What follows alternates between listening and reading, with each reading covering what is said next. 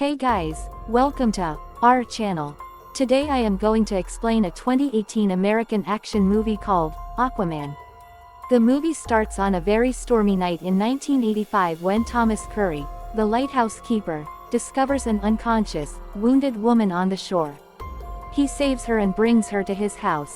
When she woke up, she was still in shock and directly attacked him. Then she saw a TV in the other room and smashed it with her trident, then lost consciousness.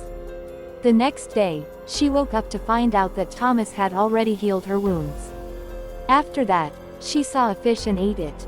At this moment, Thomas comes in and introduces himself to her, and she reveals that her name is Atlanta, the Queen of Atlantis, and the two begin to like each other. Thomas and Atlanta spend the next few years together, and they become parents to a son named Arthur. Everything seemed lovely until one day a team of Atlantean soldiers burst into Atlanta's home to take her back under the order of King Orvax. Atlanta fights back and manages to beat all the soldiers down.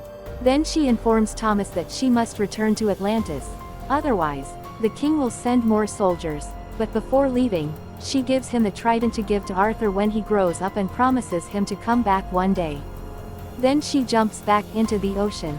A few years later, we see Arthur as a child on a school field trip to the Boston Aquarium. He is seen talking to the fish, and two bullies start to taunt and mock him for it.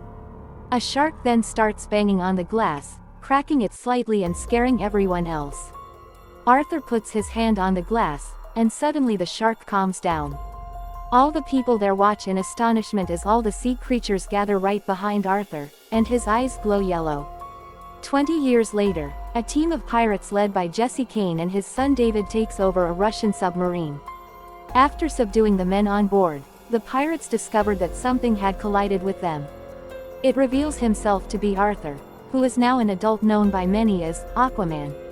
He pushed the submarine to the surface, then made his way inside it, started fighting the pirates, and managed to beat them all. At this moment, David joins the battle and starts fighting Arthur, who gets the upper hand, before finishing David. Jesse interferes and fires an RPG at Arthur. Jesse thinks he killed him, but Arthur picks himself up, completely unscratched. Then he retaliates by piercing Jesse in the shoulder with a steel pipe. While leaving, Jesse tries to shoot Arthur, but he misses him and makes a hole in the submarine, and the water starts to seep in. He also gets pinned under a torpedo. David desperately tries to free his father and pleads for Arthur's help, but he refuses to save him, saying you both killed innocent people. David continues trying to free his father, who knows that his time is almost up and pulls out a grenade before ordering David to get out and take his revenge by killing Arthur. David climbs out of the submarine as he hears his father set off the grenade. He gets away in another submarine while Arthur rescues the other Russian crewmen. After that, he joins his father, who is waiting on the docks for Atlanta as he usually did during the past years. The two went to a bar, where they saw a news report about Aquaman's heroics. Thomas knew it was Arthur. He felt proud of his son and reminded him how he was meant to unite both the surface world and the kingdom of Atlantis. Then a group of bikers approaches Arthur, seemingly looking for a fight, but they just want to take pictures with him. Down in Atlantis, Arthur's half-brother Orm is with Arthur's mentor, Nuidus Volko, as they prepare to meet with King Nerus of Zebel. Orm wants Nerus to form an alliance with him in a supposed effort to unite the other kingdoms of the sea, but Orm wants an excuse to attack the surface world, believing they will strike upon Atlantis first. Nerus is also aware of Arthur's existence, but Orm refuses to acknowledge his half-brother or that his mother lived among the surface dwellers. At this moment, a blast hits the area, and a submarine comes in for an attack. Orm and Nerus round up their forces to strike back, and Orm manages to send the submarine crashing to the lowest depths of the ocean. Nerus is then convinced to side with him as they prepare to send a message to the surface. Later on that night, while Arthur and his father were leaving the bar, Princess Mara, the daughter of Nerus, approached him and warned him that Orm was planning to wage war on the surface and that billions of people would die on both sides. Arthur doesn't seem interested, even as Mara tells him that Volko has found a path to the long-lost trident of Atlan, which can be used to defeat Orm and allow him to claim his place as king of Atlantis. But Arthur refused and said, "If Orm attacks, I will treat him the same way your people treated my mother, with no mercy." Meanwhile, in the North Sea, Orm and his commandos meet with David. He hands him a bag full of gold coins, but David says, "I don't need your money, I want Aquaman." From here, we realize that Orm was the one who hired David and his father to steal the submarine and use it as an excuse to attack the surface.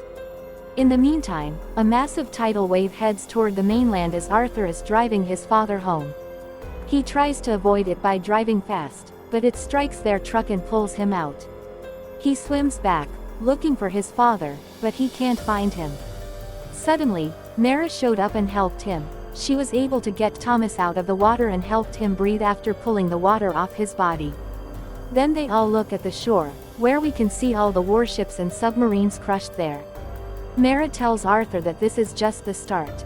At this moment, Arthur agrees to join her to stop Orm.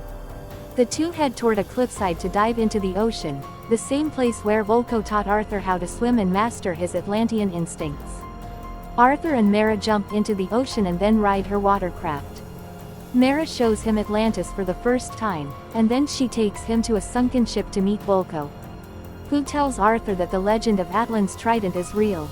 It belonged to the founding king, Atlan, and it was forged from powerful steel, designed to allow someone worthy to rule over Atlantis. After that, he tells him the story of Atlantis, the city that prospered on the surface and made impressive technological advancements, but their drive for power ultimately brought their downfall, and Atlantis sank to the bottom of the ocean. However, their advancements also helped Atlanteans evolve and breathe underwater, while others regressed and mutated into monstrosities. Then Atlan spends the rest of his life in exile.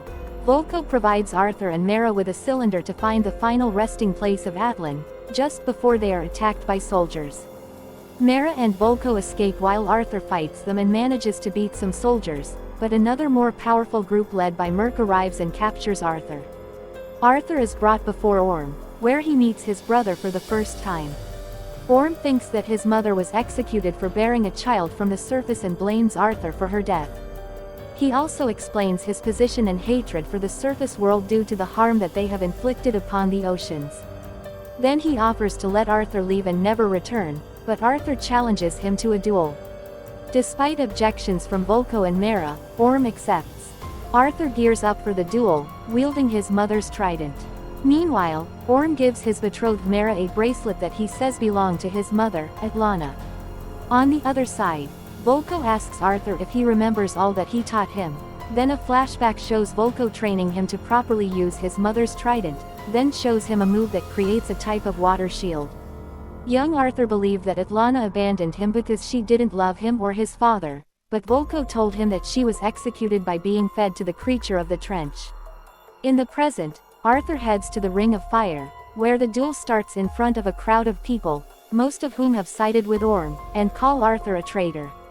Arthur puts on a respectable display of force against Orm, who attempts to drag him down into the lava to kill him, but Arthur escapes. Then Orm uses his trident to destroy Arthur's trident. Mara intervenes and takes Arthur out of the arena before Orm can strike a fatal blow. The two escape in her watercraft. Orm and his men follow them and shoot down their ship, but Arthur and Mara escape, and Orm believes that they were killed. But the two hide in the mouth of a whale that Arthur summons so that it can take them somewhere safe above the surface. After that, Orm finds out that Mara is still alive and knows her location from the bracelet he gave her earlier. He orders his commandos to find them and kill them, but Nerus forces Orm to ensure that Mara is brought back safely, otherwise, he will no longer support him. Orm then goes to contact David and allows him to lead the commandos to find Arthur and Mara, and he equips him with Atlantean weaponry to ensure that David will be able to kill Arthur and Mara. David does some personal tweaking to the weapons and suits to his liking. Meanwhile, Arthur and Mara board a plane to take them to the desert, and they jump out with no parachutes. Mara tells Arthur that the desert was once covered by the ocean, and they walk until they fall down a hole that brings them to an old temple where Atlan's trident was forged. Mara places the cylinder down on a round platform, but nothing happens until she realizes it must be activated with water. After doing so, it activates a holographic message from Atlan with instructions on how to locate the trident. Arthur then finds a bottle with a map inside that tells them their next stop is in Sicily, Italy. On the other side, Orm meets with the Fisherman King in an attempt to get him to join forces, but the king refuses, and Orm kills him in front of his wife and daughter. Then he orders them to prepare the army for war and wait for his orders. At this moment, Arthur and Mera arrive in Sicily, where they briefly indulge in the activities among the surface dwellers. Arthur gives red flowers to Mera, who thinks they are food, and she eats them. Then they find a spot among the statues of past leaders. Arthur figures it out by putting the bottle in the hand of the statue of Romulus, according to Atlan's message. When placed there, Arthur and Mera see the direction of the trident's location. At this moment, David, who is now calling himself Black Manta, comes with his commandos and attacks them. He fires a laser from his helmet at Arthur. Mera takes on the commandos while Arthur fights Black Manta. She kills off a few and finishes the rest by manipulating red wine and using it as a weapon to kill them. Arthur manages to send Black Manta flying, accidentally blasting himself with his laser before he falls into the ocean. Then Mera rushes to help Arthur, and at this moment, she realizes how Orm was able to track them. After that, she treats Arthur's wounds, and the two sail to the trench. He tells her how he feels responsible for David becoming his enemy after refusing to save his father. Arthur says he is not worthy to be a leader or a king, but Mera assures him that he is wrong and that he is the bridge between man and the sea. Back in Atlantis, Orm is planning his invasion of the surface with his newly united tribes.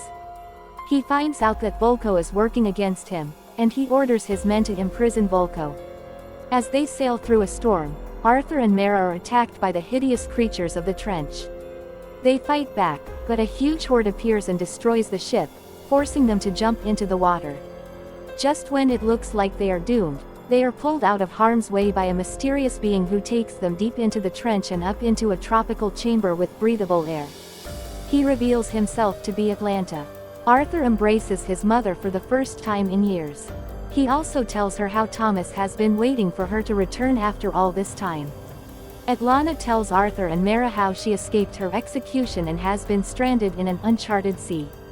She points out to Arthur that the trident is located behind a nearby waterfall, and only the one true king may enter and come out with the trident. Arthur enters and sees the trident glowing on a dais. He suddenly comes face to face with Carathan, a gigantic monster that guards the trident.